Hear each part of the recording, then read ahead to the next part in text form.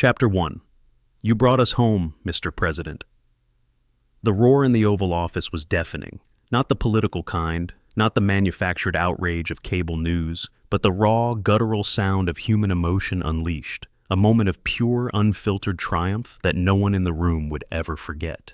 President Donald Trump, basking in the golden glow of the afternoon sun filtering through the tall windows, stood beaming, his signature red tie a vibrant slash against his dark suit. A man who had once again proven his doubters wrong, a leader who had defied the odds, taken on the bureaucracy, and emerged victorious. Before him, Butch Wilmore, a battle-hardened astronaut, a man who had spent his life staring into the abyss of space, broke down in tears, his weathered face etched with the lines of time and the toll of a mission that had turned into an ordeal. Beside him, Suni Williams, a woman as stoic as she was brilliant, a veteran of multiple spaceflights, a pioneer in her field, sobbed just as freely, her usually controlled demeanor shattered. "Mr. President," Butch choked out, his voice thick with emotion, his large frame shaking, as he struggled to find the words to encapsulate what this moment meant. You're our savior." Suni nodded, her tears streaming unchecked, no longer the steely astronaut who had faced the vast unknown of space with unwavering resolve. "You brought us home, Mr. President. You never gave up on us." And the scene was exactly as Trump had envisioned, perhaps even more potent, more powerful than he had dared to imagine. The cameras flashed, capturing the raw emotion, the faces of heroes reduced to tears, not by fear, not by despair, but by gratitude, by the overwhelming realization that they had been saved, that they had been fought for when all hope seemed lost. The carefully selected crowd of loyalists erupted in applause, their cheers reverberating through the historic walls of the White House, turning the moment into a spectacle, a declaration of American strength, of leadership, of the triumph of bold action over bureaucratic inertia. For 278 days, Wilmore and Williams had been orbiting Earth, heroes turned hostages, their initial elation at a successful mission morphing into gnawing anxiety as one delay followed another. Their return to Earth plagued by failure after failure, the very agency that had sent them up, unable to bring them back down. The Boeing Starliner, their designated return vessel, had been riddled with issues, its engineering flaws a testament to the sluggish incompetence of government-affiliated programs bogged down by red tape and mismanagement. The Biden administration, initially reassuring, had seemingly grown distant, mired in domestic crises, international instability, and the ever-present political paralysis that had become its trademark. If whispers in the corridors of power were to be believed, Biden's team had written the astronauts off as an unfortunate but ultimately unfixable PR problem, a talking point that would eventually fade from public consciousness. But Trump had seized the narrative vortex, refusing to let their story fade into bureaucratic indifference.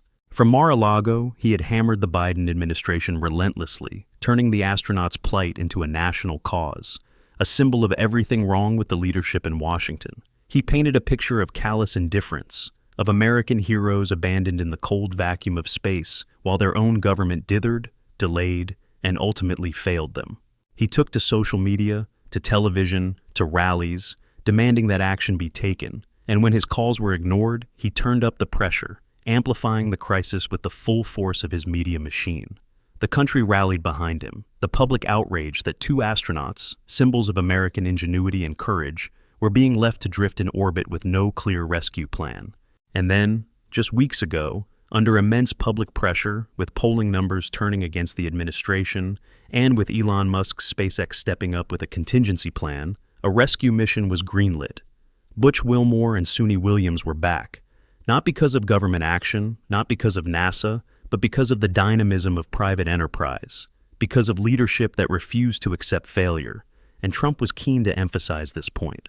As the cheers subsided, as the flashes of cameras continued, he turned toward the podium, the smirk still on his face, the showman in him knowing exactly how to deliver the message that would define this moment forever. "This, my friends, is what leadership looks like," he said, his voice thick with triumph, with pride, with the unmistakable certainty of a man who knew he had just won, again. When the government fails, when bureaucracy gets in the way, when our so-called leaders sit on their hands, we act. We don't wait. We don't let American heroes become casualties of incompetence.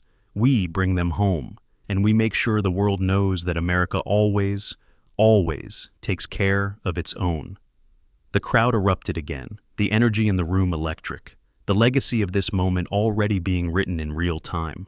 The return of Wilmore and Williams was more than just a rescue. It was a referendum on leadership, a declaration of what America could achieve when it was free from the shackles of bureaucracy and driven by pure willpower. And in Trump's eyes, it was yet another undeniable proof that when it came to making history, when it came to shaping the future, there was no one else who could do it quite like him.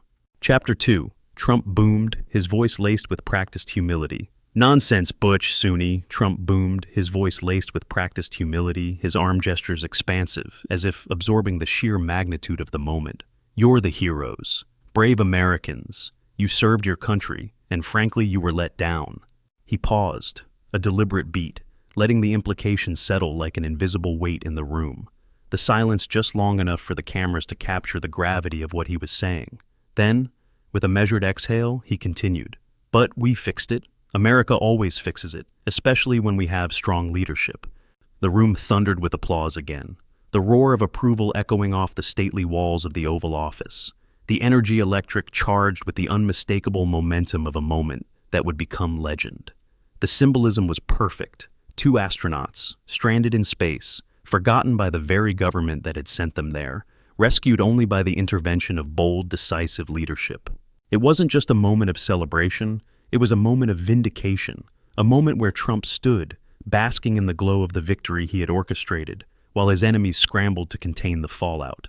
Behind him, Vice President Mike Pence, ever the disciplined statesman, stood slightly apart, his hands clasped, his expression measured, but even he could not hide the recognition flickering behind his eyes. He knew what this was: political gold, pure, unadulterated gold.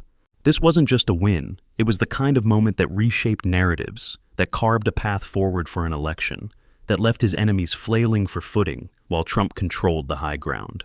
Pence knew the political calculus as well as anyone, and as much as he had spent years carefully balancing loyalty to Trump with his own ambitions, he knew there was no denying what had just happened. Trump had, once again, seized the national conversation, bending it to his will. The fallout was immediate and seismic. News networks replayed the Oval Office scenes ad nauseum, each angle meticulously dissected, each tear from the astronauts analyzed, each word from Trump magnified. Savior, abandoned. Trump saves the day. These became the dominant headlines, the phrases that consumed the airwaves, that trended across every social media platform, that turned an administration once derided as chaotic into one that had just rewritten the rules of presidential power. Social media ignited, a wildfire of accusations and counter-accusations, the fault lines of America's political divide deepening as the spectacle unfolded. Within hours, the Democratic counteroffensive began, a scramble to reframe the narrative, to contain the political inferno that had just engulfed them. New York Representative Alexandria Ocasio-Cortez, never one to shy away from a fight, took to Twitter, her fingers flying across her phone as she crafted her rebuttal in real time, the urgency of her response evident in the sharpness of her tone. "Let's be clear," she typed, her message dripping with righteous indignation. "The astronauts faced a technical issue with a Boeing craft, a private company. Framing this as Biden ditching is a blatant, dangerous distortion. These are brave astronauts, and their emotions are being cynically weaponized for political gain." The tweet spread like wildfire, quickly amassing thousands of retweets and replies, the left-leaning media amplifying the message. But even AOC's formidable social media reach was struggling against the sheer weight of the imagery coming out of the White House. She had words. Trump had a moment. And in the world of politics, moments lasted longer than tweets. Across Capitol Hill, House Minority Leader Hakeem Jeffries understood the urgency of damage control. He hastily arranged a press conference, stepping onto the podium before a backdrop of hastily assembled American flags, his expression firm, his words chosen carefully. "This is a shameful attempt to politicize a joyous occasion," Jeffries declared, his voice carrying the measured frustration of a man who knew he was losing the media war. The Biden administration worked tirelessly behind the scenes to ensure the astronauts' safe return. To suggest otherwise is not only false, but deeply disrespectful to the dedicated professionals at NASA and within the administration who worked around the clock. The cameras clicked, the reporters nodded, but even as he spoke, Jeffries knew the battle had already been lost. The White House had seized the narrative. The astronauts' emotional testimony had become the defining moment, and there was no press conference, no tweet, no rebuttal that could erase what the American people had already seen with their own eyes. The damage had been done. And Trump, watching from the White House residence, feet propped up, sipping a Diet Coke, knew it too. Chapter 3. They pointed to official NASA statements praising the collaborative effort, both public and private, that led to the astronauts' return. But the counter-narrative sputtered and coughed, failing to ignite, its attempts at damage control faltering under the weight of an undeniable political spectacle. AOC's tweet, meant to rally the progressive base and frame the moment as yet another Trump-fueled distortion, backfired spectacularly. Instead of sparking outrage against Trump, it was met with a torrent of angry replies, many pointing out the sluggishness of the Biden administration's response, the delays that had left the astronauts stranded, and most devastatingly, the undeniable emotional impact of Butch Wilmore and Suni Williams' words. Jeffrey's press conference, intended to reframe the debate with an air of reasoned authority, instead felt sterile and defensive, lacking the visceral punch of the Oval Office spectacle that had already captured the nation's imagination. Then came the astronauts themselves. In a series of carefully orchestrated interviews, Butch and Suni doubled down on their narrative, their testimonies raw, unfiltered, and devastating. "We felt forgotten," Butch stated in a primetime interview with a conservative news channel, his voice unwavering, his gaze steady, the weight of months in orbit pressing into his words like a ghost that refused to leave. "We were up there, waiting, and it felt like nobody was truly fighting for us." Then President Trump started speaking out. Suddenly, things started moving. "But we must also reflect on what happened to them," he continued, his voice hardening slightly, shifting from reverence to righteous indignation, his knuckles tightening against the desk as he spoke. "They were sent to space with the promise of a swift return, a promise that was broken. They waited day after day, week after week, as bureaucratic inertia and, frankly, a lack of political will kept them stranded. The implication was crystal clear, the target unmistakable. He didn't have to name names. The American people already knew. The administration that had failed them, the leaders who had hesitated, the bureaucrats who had drowned decisive action in endless red tape. They were all exposed, all indicted by the president's simple, undeniable truth." He paused again, letting the words sink in, giving the nation a moment to feel the outrage, the betrayal, the frustration. And then he pivoted, seamlessly shifting from critique to triumph, from condemnation to vindication, reminding everyone who had stepped in when it mattered most. "But America doesn't abandon its heroes," he declared, his voice rising, infused with strength, with certainty, with the unshakable belief that he alone had ensured this victory. "And under my leadership, we ensured they were brought home." And the statement hung in the air, an undeniable declaration of success, a reminder to the world that in Trump's America, strength, action, and resolve always triumphed over weakness and delay. "We cut through the red tape, we embraced innovation, and we delivered," he continued, his hand sweeping toward Butch and Suni, his gaze steady, his message clear. "These brave astronauts, they know the truth. They experienced it firsthand." The camera zoomed in, a deliberate move, orchestrated to drive the point home. Butch Wilmore, his eyes shadowed by the weight of his experience, nodded solemnly. Suni Williams, mirroring his gesture, offered a small, grateful smile, an expression that spoke louder than words. The message was undeniable, inarguable. Trump had won, and the world had just watched him do it. Chapter 6. Trump continued, his voice rising in strength. Trump continued, his voice rising, building momentum, feeding off the energy of the moment, his confidence swelling as the reality of his triumph set in. He wasn't just delivering a speech, he was cementing a legacy, turning a political battle into a defining moment of American leadership. "Some in Washington, some on the other side, tried to downplay this," he declared, his tone now filled with righteous indignation, the kind that had always rallied his base, that had always turned political fights into cultural battles, into moments of national reckoning. They tried to discredit these heroes. They even tried to question their character and their mental state. He paused, allowing the words to sink in, his signature timing on full display. Then, with a flash of anger, he slammed his hand down on the resolute desk. "Shameful! Absolutely shameful!" The room was silent, the weight of his words settling over the nation, each syllable carefully placed, each accusation a dagger into the hearts of his enemies. And then, in classic Trump fashion, he turned to face the camera directly, his gaze piercing, his voice lower now, controlled, deliberate, yet carrying the force of a hammer strike. But the American people see through the lies. They know who stood for these astronauts, and who turned their backs. The effect was immediate, visceral, undeniable. He had just delivered a masterstroke, a speech that was not only emotional and patriotic, but politically devastating for the Democrats. It was not just about the astronauts anymore. It was about strength versus weakness, leadership versus incompetence, action versus excuses. He had branded himself, once again, as the leader who fought for Americans, while his opponents wallowed in bureaucracy and excuses. And in the days that followed, the poll numbers reflected the shift. Trump's approval ratings soared, surging among independent voters, even winning over some moderates who had once been wary of his leadership style but couldn't deny his effectiveness. Biden's numbers, meanwhile, plummeted, the administration unable to counter the overwhelming imagery of heroes crying in the Oval Office, of a president taking charge while his opponents bickered and deflected. And then there was AOC and Jeffries. Pilloried in the media, facing internal party recriminations, they retreated from the spotlight, their credibility severely damaged, their once defiant rhetoric now muted. Their strategy had backfired spectacularly.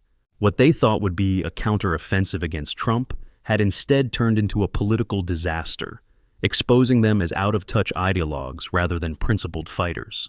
The infighting within the Democratic Party intensified, moderates openly questioning the wisdom of allowing the progressive wing to dictate messaging, donors growing uneasy, and party leadership scrambling to control the damage. Meanwhile, Trump, as always, basked in the victory, knowing that he had not only secured his place as the architect of a defining moment in American history, but had also, once again, outmaneuvered his political opponents. The lesson was clear: never bet against Donald J. Trump. Chapter 7. Trump stood tall as the leader. The astronaut rescue became a defining moment, a symbol not just of American ingenuity and perseverance, but of the stark political divide that defined the nation.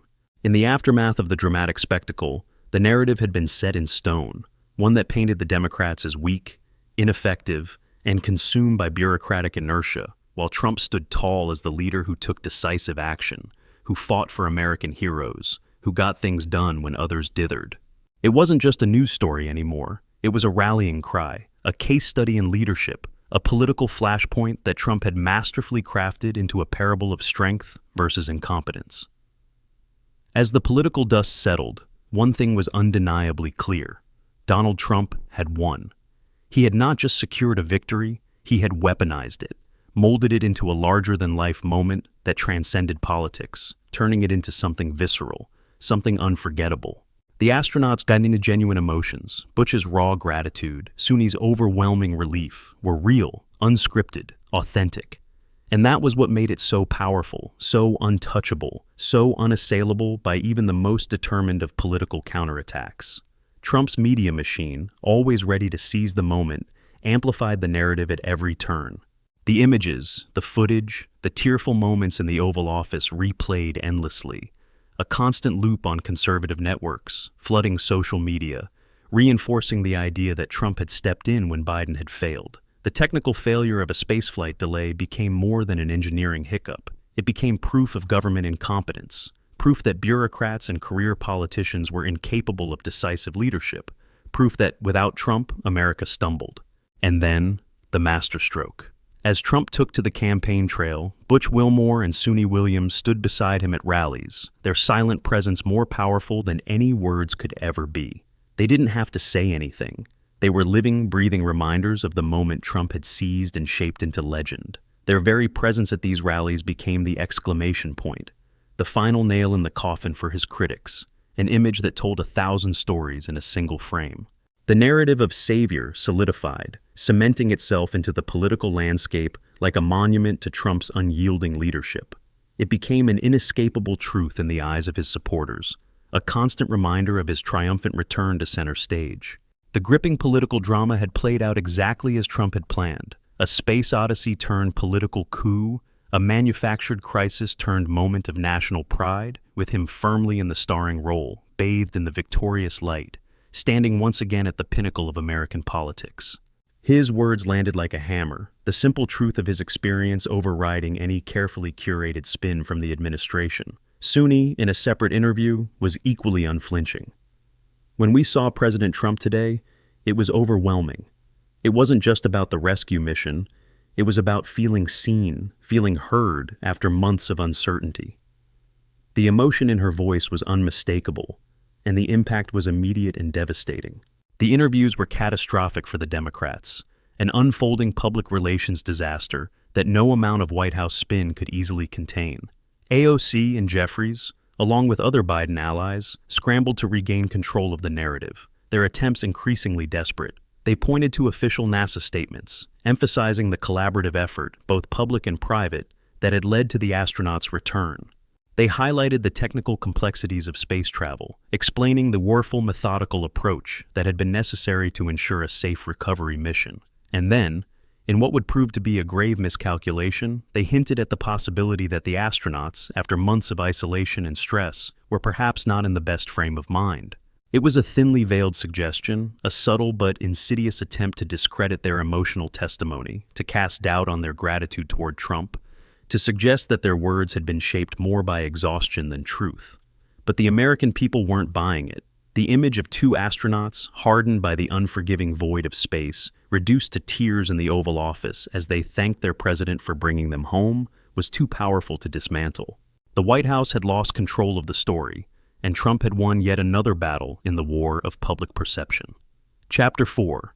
Democrats question astronauts' mental state. This last tactic proved to be their undoing. The media, already captivated by the drama, pounced on the self-inflicted wound with merciless precision. Headlines screamed across television screens and social media platforms. Democrats question astronauts' mental state. Biden allies suggest stranded heroes were not in the right frame of mind. The backlash was swift, brutal, and completely uncontrollable, accusing national heroes of being emotionally unstable.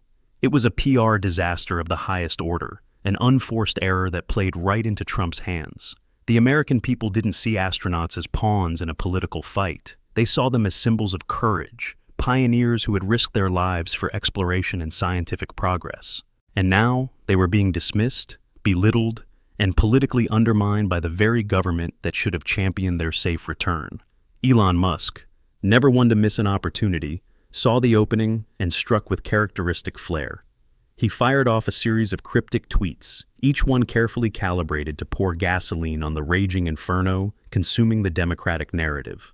"Bureaucracy is the enemy of innovation," he wrote, followed by another tweet that read, "SpaceX brings astronauts home, government leaves them stranded." The tweet spread like wildfire, but he wasn't finished. Musk, the master of meme warfare, retweeted an edited image depicting AOC and Jeffries as villains from a cheesy space opera, their faces superimposed over cartoonishly sinister antagonists, sabotaging the brave astronauts while cackling in the shadows. The image went viral almost instantly, spreading faster than any carefully worded press release could ever hope to. Behind the scenes, the political machinery churned at full speed. Trump's team, led by the sharp-elbowed Kellyanne Conway, worked tirelessly to amplify the narrative, ensuring that the Democrats' blunder became the dominant political story for weeks. Strategic leaks were fed to friendly journalists who dug into NASA's bureaucratic entanglements, uncovering sluggish decision-making and internal disorganization that had contributed to the delays. Viral social media content was crafted and disseminated, ensuring that the astronauts' emotional Oval Office moment remained in circulation, an ever-present reminder of Biden's perceived failure. Rallies were scheduled across the country, where Trump could bask in the reflected glory of the astronaut rescue, turning it into yet another symbol of his decisive leadership.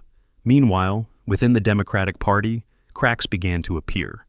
The progressive wing, led by AOC and Jeffries, doubled down, insisting that the media coverage was unfair, that their words had been twisted, that this was nothing more than a right-wing smear campaign.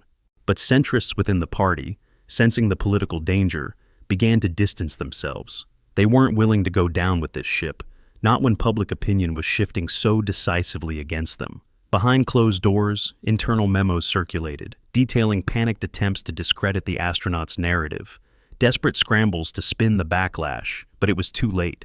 The more they pushed back, the worse it got. What had begun as a minor dispute about space policy had now ballooned into a full-scale political crisis, one that was turning allies against each other, exposing deep rifts within the Democratic coalition, and handing Trump yet another uncontested victory on a silver platter. And as the dust settled, it became abundantly clear that one man, and one man alone, had once again mastered the game: Donald J. Trump had taken a logistical failure and turned it into a defining political triumph, a testament to his ability to seize the moment, to rewrite history in real time, and to remind the world, once again, that he never just survived his opponents, he crushed them. Chapter 5. By President Trump from the Oval Office. The climax arrived not with a bang, but with a carefully curated primetime address by President Donald J. Trump, a moment designed for maximum impact, a culmination of weeks of strategic maneuvering, narrative dominance, and political triumph. The setting was iconic: the Oval Office, its historic grandeur framing the president, the resolute desk before him, flanked by two American heroes, Butch Wilmore and Suni Williams, standing ramrod straight in their NASA flight suits, their presence alone reinforcing the gravity of the moment. The cameras rolled, the nation watching, and Trump, ever the master showman, stepped into history once more, his tone measured, somber, yet infused with the undeniable force of conviction.